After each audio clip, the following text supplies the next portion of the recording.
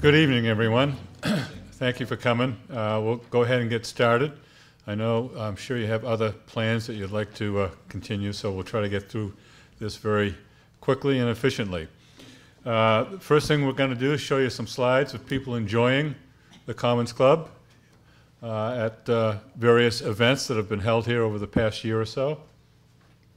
You might even see some of your friends and neighbors, maybe even yourself. Looked like a cold day that day. And I can vouch, this was a very cold day that day. That was the dinner en blanc.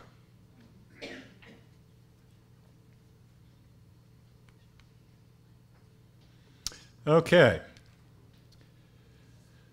This is the agenda of what we'd like to cover today. My name is Peter Verrill. I'm the president of the board of the Commons Club.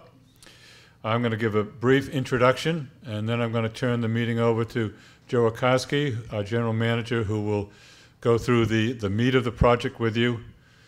He will be followed by Dave Humphreys of the architectural firm Humphrey and Roselle, who will show us some of the renderings and drawings of what this may look like. And then lastly, Doug Larson, who's on the expansion committee and is also on the finance committee and the board, will touch upon some of the assumptions that went into the production of the cost estimates. And then finally, we're going to have a Q&A at the end so that all of you can ask any questions that you have, and we'll stay here as long as you have questions. Okay, why are we here? We're here really to present to you information on 3 separate projects. One for Rosie's, one for the Fitness Wellness Center, and one for the Enrichment Center. But more than this, much more than this, we're really here to present to you today a vision of a 10-year master plan. This vision was created as a result of internally generated data on growth trends and patterns, external data from industry professionals, and most importantly, from you, our members. We want to give you today the information necessary so that you can make an informed decision when it comes time to vote. Hopefully many of you have already received the brochures that were sent to you in the mail. If you have not, there are extra brochures out on the counter, so please take one home with you. The brochures contain much of the information that you're going to be hearing about today, and hopefully will help you as you move forward to get to the voting part. I would like to thank you, our members, as well, for participating in this process and being such an integral part of the process. We appreciate all that you've done in attending the various meetings along the way. As I said, Doug will be talking in more depth about the voting process, but the voting does start next Monday and will continue through 5 o'clock on Wednesday, March 25th. And on Thursday, March 26th, at our annual meeting, we will announce the results of the voting. What were the steps that led up to today's presentation? About 15, 16 years ago, the Brooks development received national recognition as the development of the year, as the most outstanding development of the year.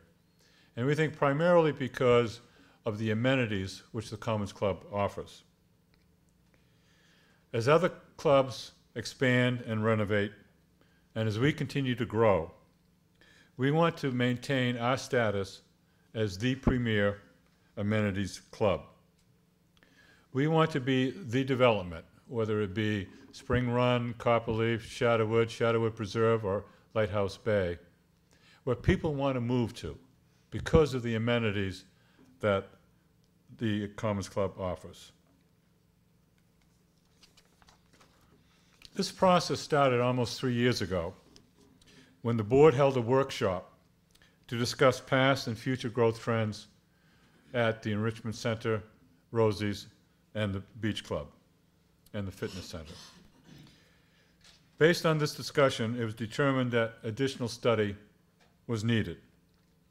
So in May of 2013, management made a presentation to the board on future space needs based on their internally generated usage and growth trends. That was followed up in July of 2013 when management brought into the board a fitness facility industry expert who presented a space and use study specifically on the fitness center.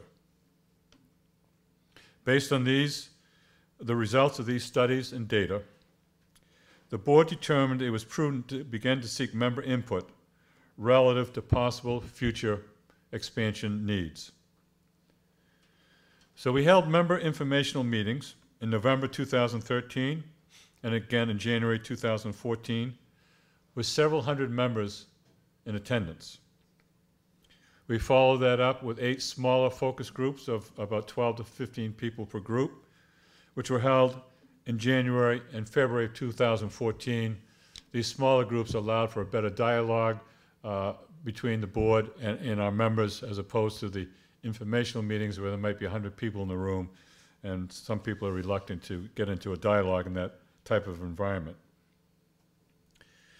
We also reviewed the results of the annual 2014 survey that came out last spring, which contained questions specific to expansion needs. All of this internally generated data, all of this externally generated data, and all of the member input suggested that we should move forward with preparing a long-range plan for growth. So in April of 2014, we formed an ad hoc expansion committee. That committee was made up of board members from the various communities, as well as Joe, our general manager. This committee visited several other clubs and facilities to find out what they were doing. They spoke with industry professionals. They worked with the architectural firm of Humphrey and Roselle, of which Dave will be speaking a little bit later, and did countless financial projections. From that, preliminary drawings were prepared. These preliminary drawings were reviewed at member design workshops, which were held in late 2014 and early 2015. These drawings and concepts were modified as a result of these meetings with our members. So why do I believe, what do I believe is the rationale for the proposed expansion? I believe we need to capitalize on what we have and to try to make it better. I believe we need to appeal not only to our current members, but to those members who are going to be here in 5 to 10 years. These members are going to have different lifestyles, different demographics, and different wants than our current preferences. The market trend is certainly seeming to move to more fitness advocates and many who routinely enjoy spa services. Members want to enjoy outside dining, to take advantage of our great weather and our great view out here on the green. And finally, I believe that we need to support and increase the appeal to future buyers and thus the value of our homes.